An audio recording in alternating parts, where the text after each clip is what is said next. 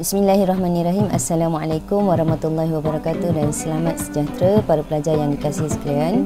Okey, pada hari ini kita akan teruskan sesi pembelajaran kita untuk tema mekanik Newton. Okey, bidang pembelajaran 2.0 iaitu tekanan, standard kandungan 2.4 prinsip Pascal. Okey. Baik, sebelum kita teruskan kepada isi kandungan pembelajaran pada kali ini, okey, cikgu nak tunjukkan dulu kepada anda semua. Okay, satu video untuk anda perhatikan bagi mendapat idea tentang apa yang kita akan pelajari pada hari ini. Okay, perhatikan.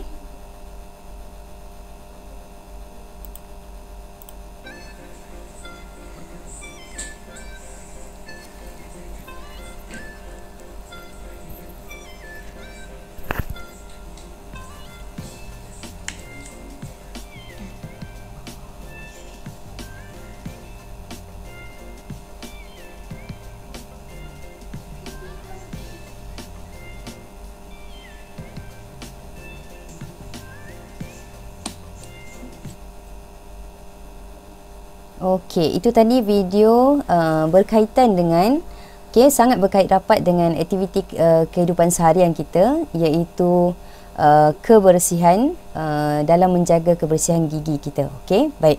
So, sebelum cikgu teruskan dengan penjelasan tentang video tadi dan kaitannya dengan apa yang kita akan belajar pada kali ini, mari kita lihat dulu standard pembelajaran ataupun apakah yang kamu nak faham ataupun kamu nak capai di akhir pembelajaran pada kali ini. Okey. Baik. Standard pembelajaran yang pertama iaitu murid boleh memerihalkan prinsip pemindahan tekanan dalam satu bendalir yang tertutup. Okey, yang kedua, murid boleh berkomunikasi mengenai sistem hidrolik sebagai satu sistem pengganda daya. Yang ketiga, murid boleh berkomunikasi tentang aplikasi prinsip Pascal. Dan yang keempat, murid boleh menyelesaikan masalah dalam kehidupan seharian yang melibatkan prinsip Pascal. Okey, baik. So, kita lihat penerangan untuk video yang telah cikgu tunjukkan pada awal tadi. Okey, bagaimana ubat gigi tersebut dikeluarkan. Okey, so bagaimana ubat gigi tersebut dikeluarkan? Yang pertama, okey, apabila ubat gigi ditekan pada satu titik, okay, suatu daya dikenakan ke atas permukaan ubat gigi tersebut dan daya tersebut menghasilkan tekanan. Okay. Apabila tekanan terhasil, okay, tekanan tersebut akan dipindahkan ke seluruh bahagian ubat gigi secara seragam. Okay. Dan akhirnya, tekanan ini menyebabkan ubat gigi keluar melalui tiub dia. Okay. So, ini adalah satu prinsip fizik yang kita panggil dia sebagai prinsip Pascal. Okey, sebelum kita nak lihat prinsip Pascal itu sendiri, mari kita imbas semula maksud tekanan, kerana tekanan ini sangat berkait rapat dengan prinsip Pascal. Okey.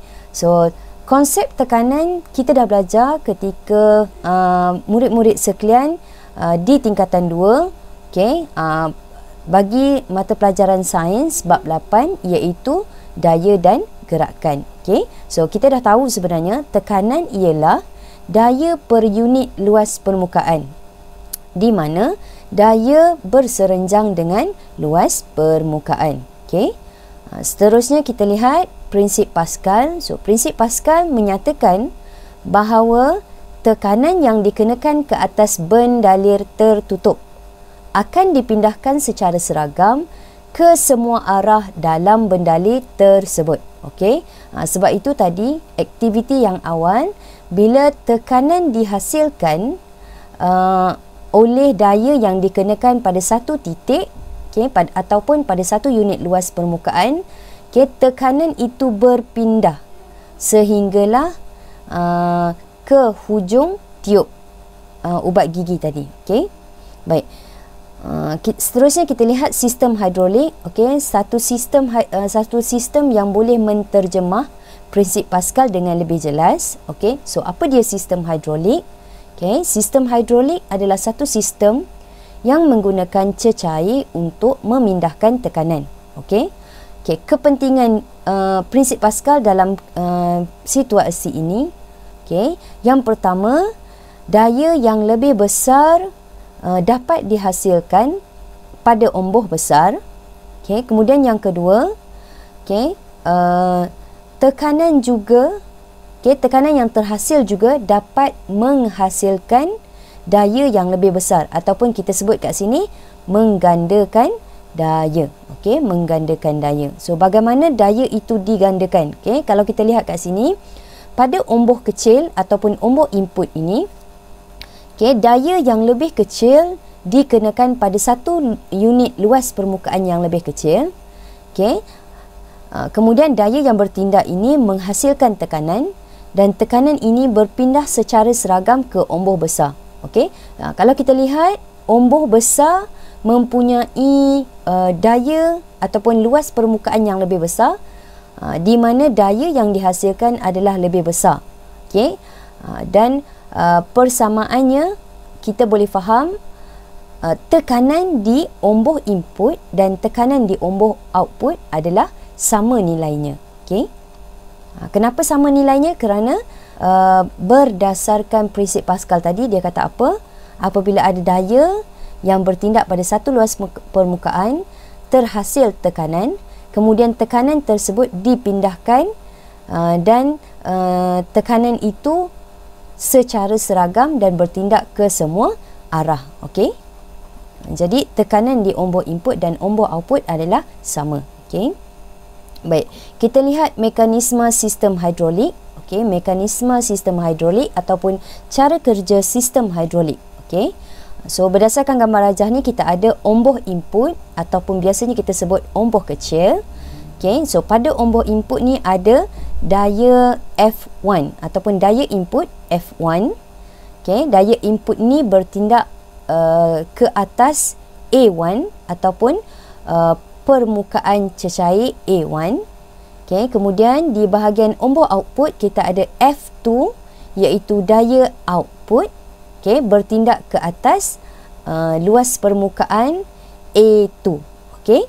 So bagaimana dia bekerja? Yang pertama, apabila daya input ataupun kita tekan pada omboh kecil ini, okay, tekan pada omboh kecil ini, daya ini bertindak pada satu permukaan iaitu A1, terhasil tekanan di A1.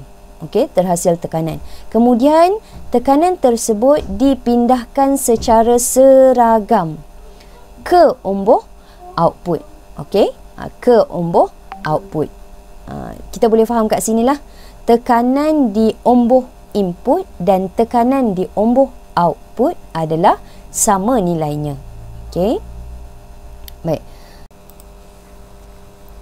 Okey, seterusnya kita masuk kepada sistem hidrolik sebagai pengganda daya. Okey, so apa dia sistem pengganda daya? Okey, so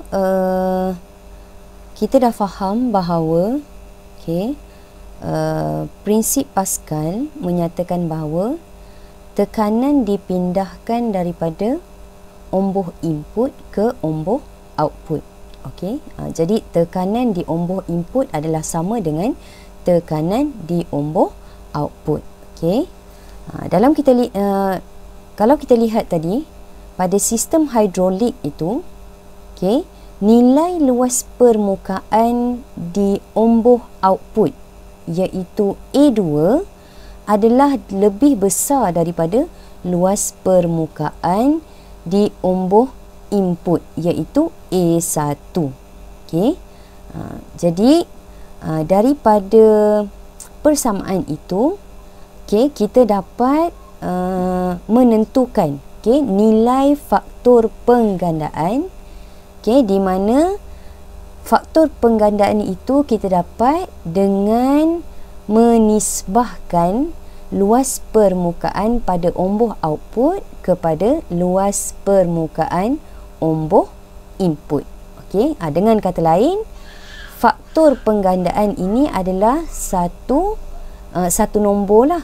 Okey, dia adalah satu nilai yang tidak mempunyai unit.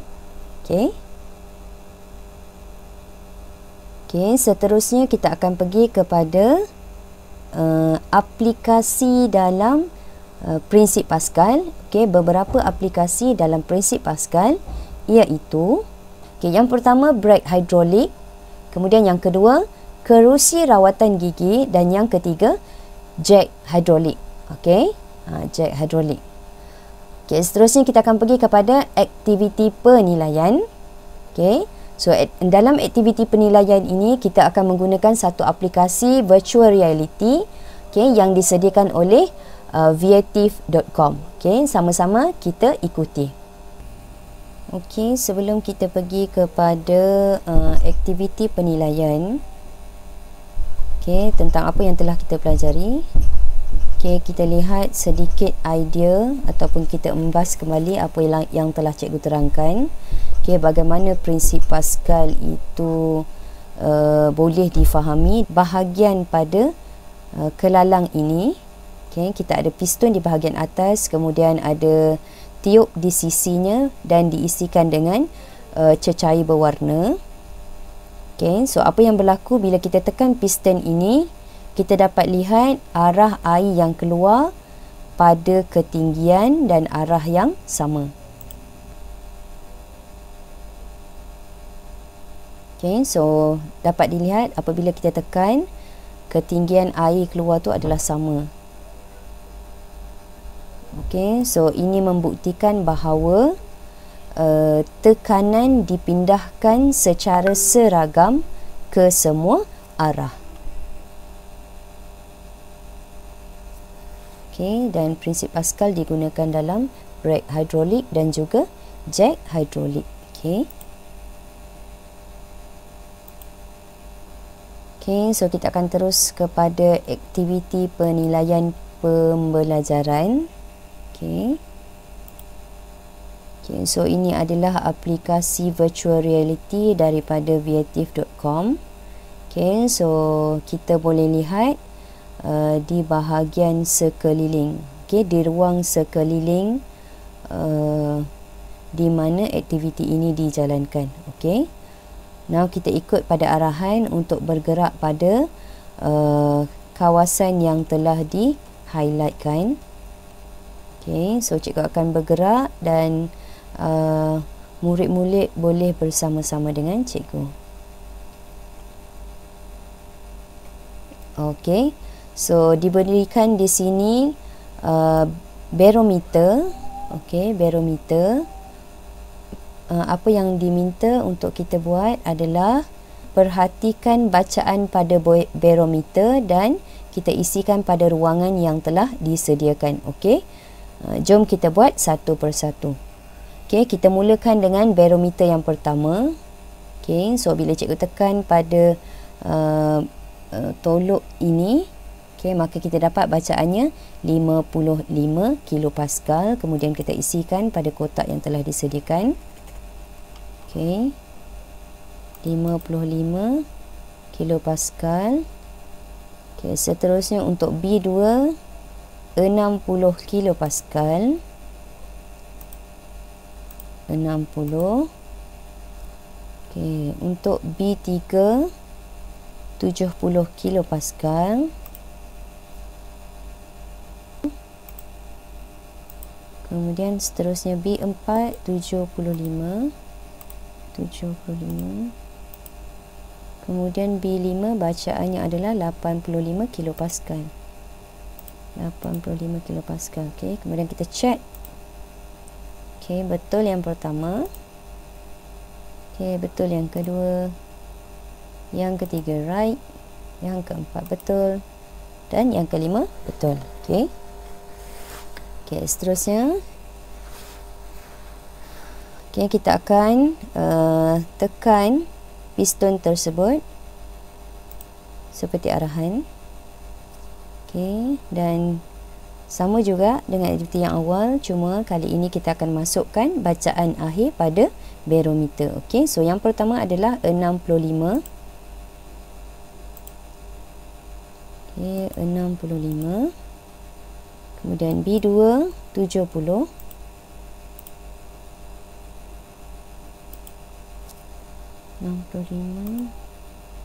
B2 70.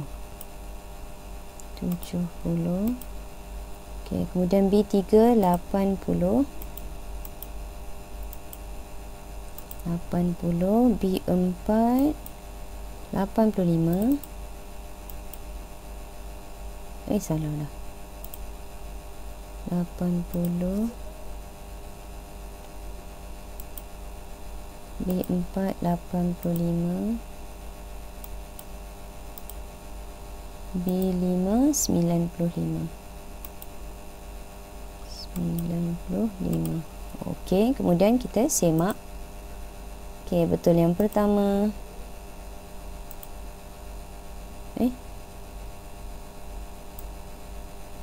Yang kedua 70. Oh, salah sini.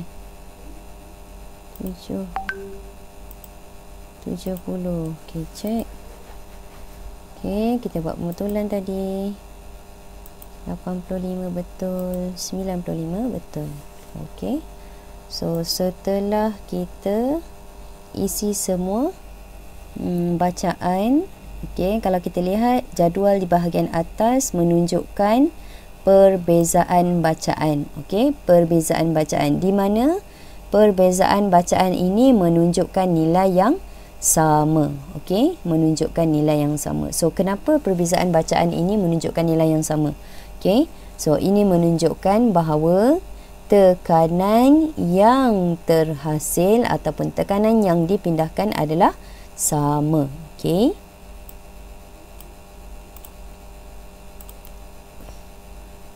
Okey, soalan yang pertama. Okey, soalan yang pertama. Apakah yang dapat kamu perhatikan? Okey. So, A, the reading of B3, B4 and B5 increase. Okey. Kesemua barometer, bacaan barometer meningkat dengan nilai yang sama. C, bacaan B1 dan B2 meningkat.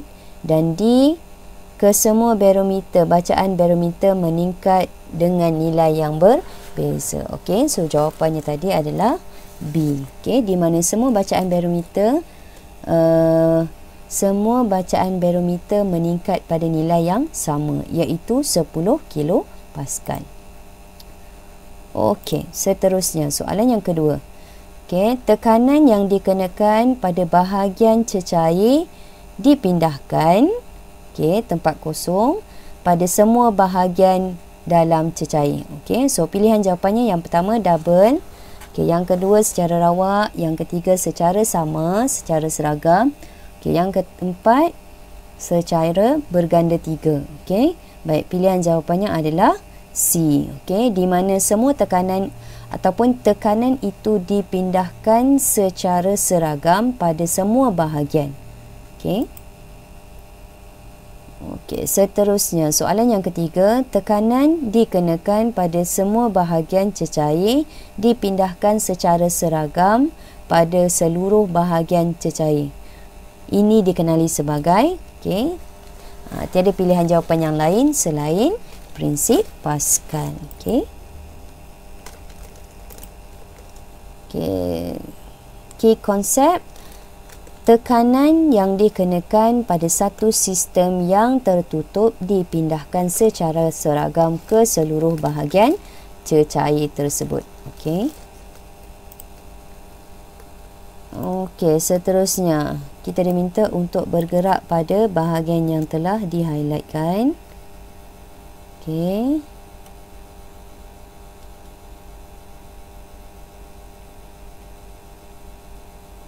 Okey, so apakah ini? Okey.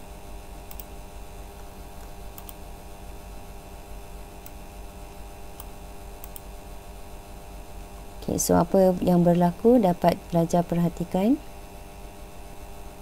Okey, kita dapat perhatikan bahawa kereta tersebut bergerak ke atas. Okey. So, mari kita lihat bagaimana dia berfungsi.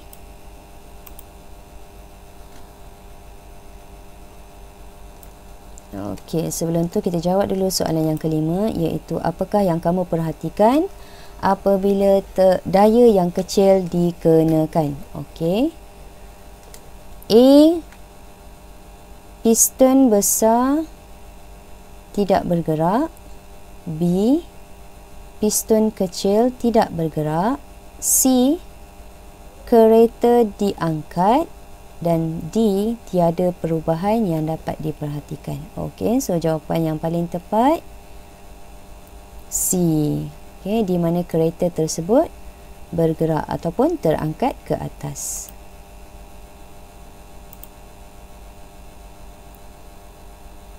Okey, seterusnya.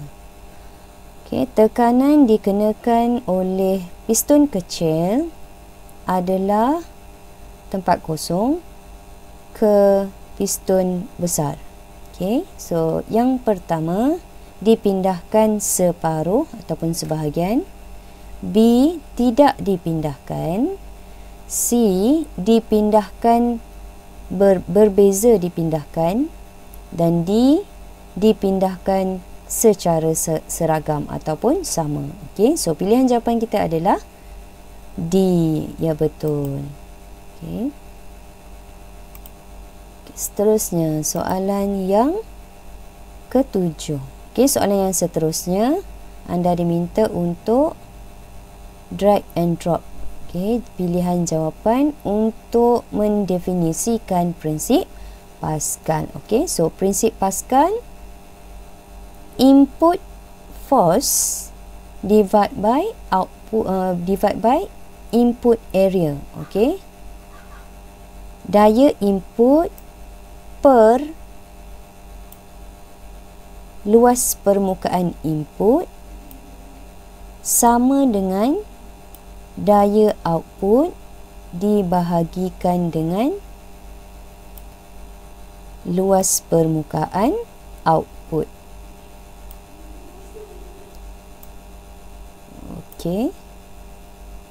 Okey, tepat sekali. Okey, so prinsip Pascal, daya input bahagi dengan luas permukaan input. Okey, so ini adalah tekanan di omboh kecil ataupun omboh input, sama dengan daya output bahagi dengan luas permukaan output. Ini adalah tekanan di bahagian omboh besar ataupun output. Okey,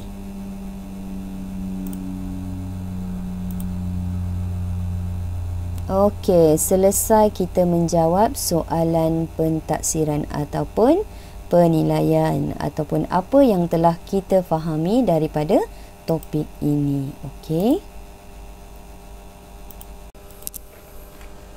Okey, baik. Sekarang kita akan lihat kepada penyelesaian masalah melibatkan kehidupan seharian. Okey. So contoh ini berdasarkan contoh daripada buku teks anda. Okey. So kita lihat dulu contoh yang pertama. Okey, pada rajah 2.26. Okey, so ini adalah rajah 2.26. Menunjukkan satu sistem hidrolik. Okey. So kirakan ataupun hitungkan yang pertama faktor penggandaan. Okey, faktor penggandaan. Kemudian yang kedua kita kirakan daya output. Okey, iaitu daya pada omboh besar. Okey. So untuk faktor penggandaan, okey, untuk faktor penggandaan kita boleh terus menggunakan rumus, iaitu rumus faktor penggandaan, iaitu okey, faktor penggandaan okey bersamaan dengan A2 dibahagikan dengan A1. Okey, A2 iaitu luas permukaan pada omboh besar ataupun pada omboh output dibahagikan dengan luas permukaan pada omboh input. Okey, baik. So dalam gambar rajah kita dah ada nilai luas permukaan omboh besar iaitu 50 cm persegi. Okey, dan luas permukaan untuk omboh kecil iaitu 10 cm persegi. Okey, maka masukkan dalam rumus tersebut dan kita selesaikan. Kita dapat 5. Okey, so ini adalah faktor penggandaan. So kalau kita lihat faktor penggandaan ini dia tidak ada unit, dia hanya ada nilai sahaja. Okey, berapa kali ganda daya yang dihasilkan pada ombor output. Okey, so itu adalah faktor penggandaan. Okey, seterusnya kita lihat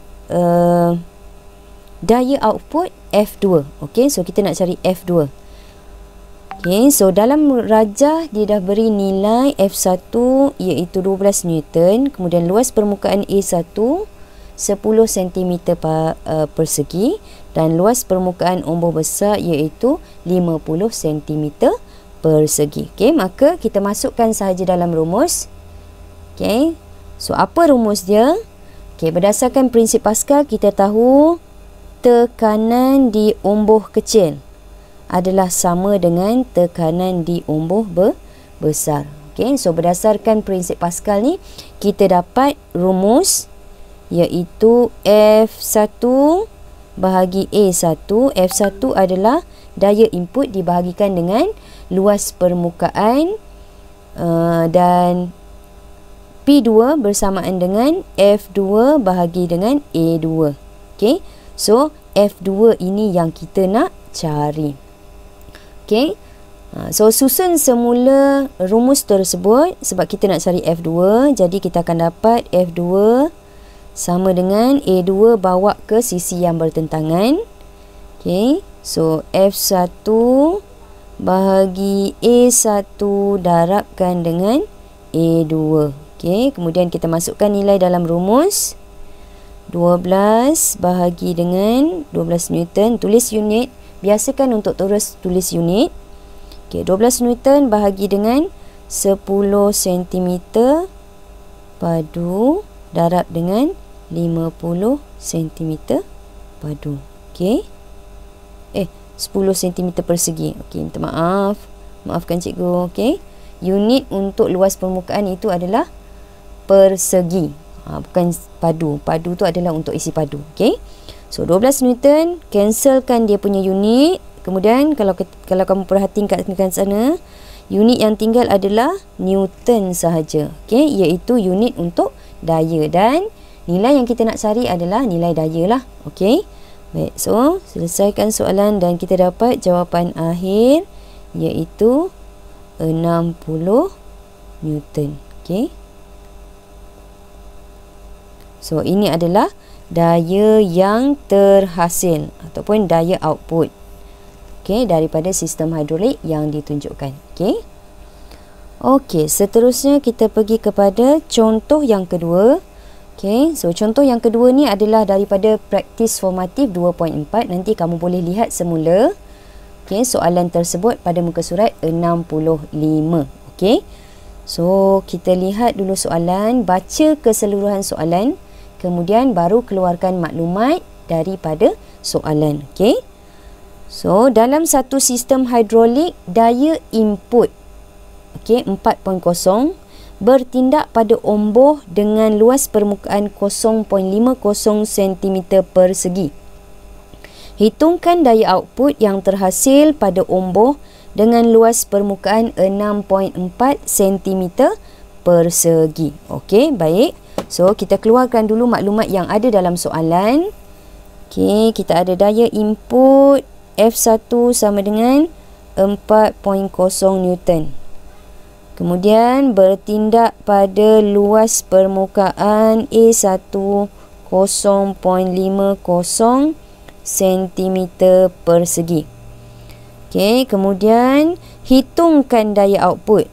Okey, so kita nak cari apakah daya output jika luas permukaannya 6.4 cm persegi. Okey, so sama juga. Okey, biasakan untuk tulis persamaan itu satu persatu. Okey, so kita tahu tekanan di ombor di ombor input sama dengan tekanan di ombor output. Okey, so F1 sama dengan A1. F1 bahagi A1 sama dengan F2 bahagi A2. Okey, kemudian kita masukkan nilai 4.0 Newton per 0.50 cm persegi bersamaan dengan F2 nilai yang kita nak cari bahagi 6.4 cm persegi. Okey. Jadi kita susun semula kedudukannya. Yang kita nak cari adalah F2. Kemudian tekan kalkulator kamu dan kamu akan dapat jawapan akhir bersamaan dengan okey. 4.0 kali 6.4 darab 0.5. Okey, so kita dapat 12. Okey, tulis mula Okey, maka kita dapat F2 4.0 Newton per 0.50 cm persegi darab dengan 6.4 cm persegi. Okey. Sama juga kita cancel out unit dahulu. Okey, kemudian kita dapat jawapan akhir 12.8 Newton. Okey. So selesai. Cikgu dah tunjukkan pada kamu bagaimana nak menyelesaikan soalan-soalan yang melibatkan kehidupan seharian. Okey. So cikgu harap apa yang cikgu kongsikan, apa yang cikgu ajarkan pada sesi kali ini mudah kamu fahami. Okey. Sekian saja. Assalamualaikum warahmatullahi wabarakatuh dan selamat sejahtera.